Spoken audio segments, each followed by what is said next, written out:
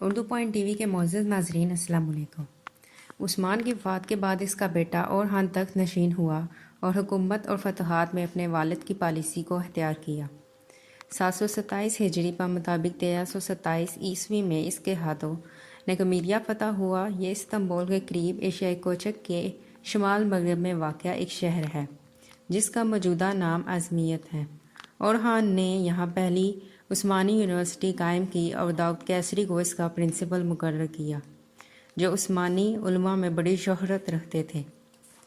انہوں نے مصر سے علوم کی تحصیل کی تھی۔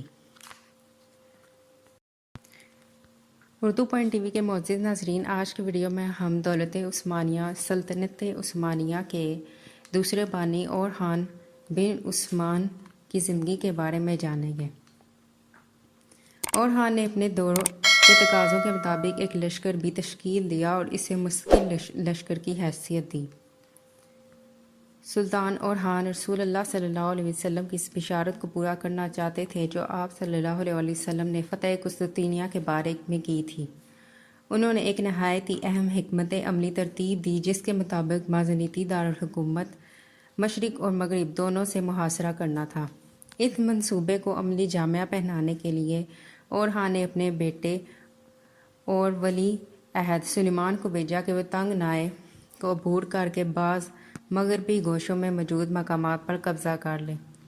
758 ہجری میں سلیمان نے رات کے اندھیرے میں 40 مسلمان گھڑ سواروں کے ساتھ اس تنگ نائے کو عبور کیا، مغربی کنارے پر پہنچ کر لنگر اندوز رومی کشتیوں پر قبضہ کر لیا اور انہیں مشرقی کنارے پر لے آیا۔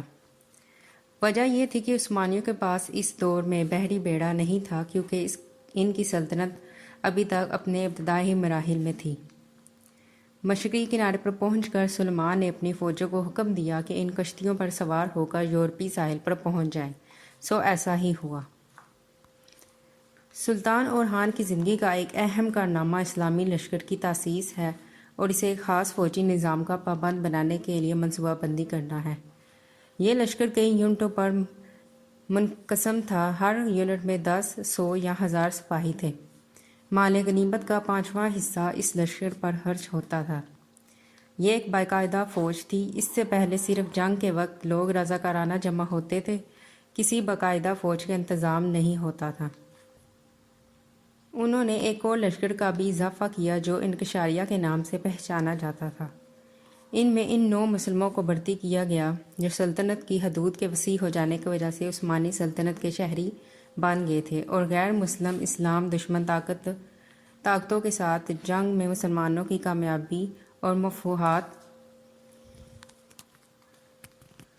کامیابیوں اور مفتوحہ علاقوں میں بسنے والے لوگوں کی ایک بہت بڑی تعداد کے اسلام میں داخل ہو جانے کی بدولت کافی تعداد میں اسلامی قلمرو میں آباد تھے۔ کئی تاریخ نگاروں کا خیال ہے کہ انکشاری فوج نصرانیوں کے ان بچوں سے بنائی گئی تھی جو ان کے والدین سے چھن کر جبراً مسلمان بنائے گئے تھے۔ کہتے ہیں کہ اس کے لیے باقاعدہ ایک نظام اور قانون تھا۔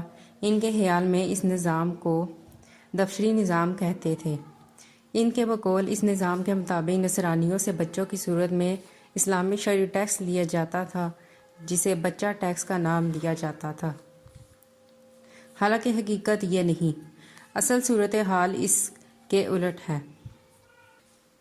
اصل صورتحال یہ ہے کہ ان کے معزومان نظام جس کے تحت مسلمان بچوں کی صورت میں ٹیکس لیتے تھے ایک جھوٹی کہانی ہے جسے اورحان اور مراد خان بن اورحان کی تاریخ میں زبردستی داخل کیا گیا ہے اور بعد میں آنے والے تمام عثمانیوں کو اس کی وجہ سے مردود الزام ٹھہرایا گیا ہے۔ بات صرف اتنی سی ہے کہ دولت عثمانیہ نے نصرانیوں کہ ان بچوں کی کفالت کا ایک باضابطہ انتظام کر رکھا تھا جو مسلسل لڑائیوں کی وجہ سے یتیم رہ جاتے تھے۔ ان کا کوئی پرسان حال نہیں ہوتا تھا۔ اسلام جو دولت عثمانیہ کا دین تھا بچوں کی صورت میں ٹیکس لینے کی کسی بھی صورت اجازت نہیں دیتا تھا۔ یہ محض الزام ہے جو در حقیقت نصرانی مورخین کی اسلام دشمنی کی ایک داستان ہے۔ حقیقت یہ ہے کہ یہ کہانی محض ایک جھوٹ اور الزام ہے، اس کی دلیل کسی مسلم کتاب میں موجود نہیں۔ صرف مستشرقین کی تحریری اس کی کہانی کا ماخذ ہے کہ مسلمان نصرانیوں سے بچوں کی صورت میں ٹیکس لیتے تھے اور ایک قانون کے تحت شہروں اور دیہاتوں سے بچوں کو ان کے والدین سے زبردستی چھینا جاتا تھا۔ جن بچوں کو خصوصی جہاد کی تربیت دی جاتی تھی وہ نصرانی نہیں ہوتے تھے، بلکہ یہ ان مسلمان والدین کے بچے ہوتے تھے جو نصرانیات ترک کر کے اسلام قبول کر لیتے تھے اور اسلام کو بطور حیات اپنا لیتے تھے۔ اورحان بن عثمان نے جو جدید لشکر تشکیل دیا، در حقیقت وہ ایک باضابطہ لشکر تھا، اور اس نئے لشکر کا جھنڈا سرخ رنگ کے کپڑے کا تھا جس پر ہلال بنایا ہوا تھا۔ ہلال کے نیچے تلوار کی تصویر تھی جس کو یمن و برکت کے لیے ذوالفقار کا نام دیتے تھے۔ ذوالفقار حضرت امام علی رضی اللہ عنہ کی تلوار کا نام تھا۔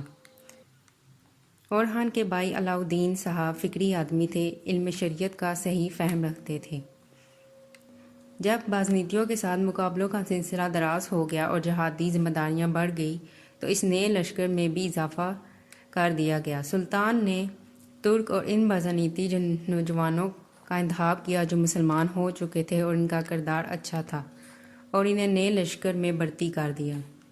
پھر ان کی اسلامی اصولوں پر جہادی تربیت کی اور یوں نئے لشکر کی تعداد بڑھ کر کئی ہزار مجاہدین تک پہنچ۔ العرض سلطان اورحان نے کسی ایک بھی نصرانی بچے کو اس کے ماں باپ سے نہیں چھینا اور ایک بھی نصرانی بچے کو اسلام قبول کرنے کے لیے مجبور نہیں کیا۔ اورحان کے تمام اعزازات زومیوں کے خلاف تھے، لیکن 736 ہجری بمطابق 1336 میں کراسی کے امیر کی وفات کا واقعہ پیش آیا۔ کراسی ان امارات میں سے ایک تھی جن کی بنیاد سلجاق روم کی سلطنت پر رکھی گئی۔ والد کی وفات کے بعد بھائیوں میں سلطنت کے لیے تنازعات شروع ہو گئے۔ اورحان نے اس موقع سے فائدہ اٹھایا اور اس امارات پر قبضہ کر لیا۔ کراسی کی امارت پر غلبہ پانے کے بعد 20 سال تک اورحان نے کسی علاقے پر چڑھائی نہیں کی۔ 20 سال کا یہ عرصہ ملکی نظم و نسق کو بہتر بنانے، شہروں کے انتظامی امور کو نئے خطوط پر استوار کرنے اور فوجی تنظیم نو میں گزار دیا۔ ایسے اورحان داخلی امن و استحکام سے فارغ ہوا ہی تھا، حکومت کے بارے میں جھگڑے پیدا ہو گئے اور شہنشاہ نے اپنے محالف کے مقابلے میں اورحان سے مدد طلب کی۔ سلطان کے لیے یہ بہت اہم موقع تھا۔ انہوں نے یورپ میں عثمانی نفوذ کو مستحکم کرنے کے لیے اپنی فوجیں روانہ کر دیں۔ 1358 ہجری میں تریاکیا کے شہر میں زلزلہ آیا اور اس کے زلزلے نے دیواریں ہلا کر رکھ دی، جس کی وجہ سے یہاں کی آبادی علاقے چھوڑنے پر مجبور ہوگی۔ عثمانیوں کے لیے اب شہر میں داخل ہونا بالکل آسان ہو گیا تھا۔ بازنطی شہنشاہ نے بہت احتجاج کیا لیکن بے سود۔ اورحان نے جواب دیا، عنایت ربانی نے شہر کے دروازے اس کی فوج پراؤ کر دیے ہیں، اور کچھ ہی عرصہ میں